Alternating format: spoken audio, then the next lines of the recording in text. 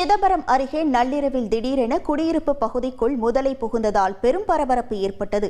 பழைய கொள்ளிடம் ஆற்றை ஒட்டி 20க்கும் மேற்பட்ட கிராமங்கள் உள்ள நிலையில் ஆற்றிலிருந்து வெளியேறிய முதலை நேற்று நள்ளிரவு தெற்கு சாலியாந்தோப்பு செல்லும் சாலையில் உள்ள குடியிருப்பு பகுதிக்குள் புகுந்ததால் மக்கள் பீதியில் உறைந்தனர். 6 அடி நீளம் 150 கிலோ எடையும் கொண்ட அந்த முதலை குறித்து தகவல் அறிந்த போலீசார், தீயணைப்பு மற்றும் வனத்துறையினர் வந்த நிலையில் நீண்ட நேரம் போராடி முதலையை லாபகமாக பிடித்து வக்கரமாரி ஏரியில் விடுவித்தனர். முதலையால் கிராம மக்கள் கை குழந்தைகளை வைத்துக் கொண்டு இரவு முழுவதும் தூங்காமல் பீதியில் உறைந்து போயிருந்தனர். தூங்கவும் இல்லைங்க, தூங்கவும் இல்லை, ஒன்றும் இல்லை.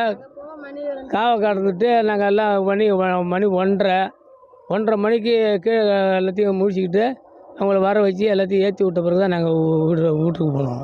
இங்கே உள்ள முதலெல்லாம் எங்கே எடுத்து போயிருந்தோம்? இதெல்லாம் முதலெல்லாம் கொண்டு போய் குமராட்சியில் விடுறேன்னு சொல்லிட்டு குமராட்சி விட்டு அது தடவை அதுமாரி வந்து வீட்டுக்கு வந்து ஏறும்போது பழகுளத்துலேருந்து கிளம்பி அப்படியே வந்துடுதுங்க அந்த வடிகால் ஓரமாக.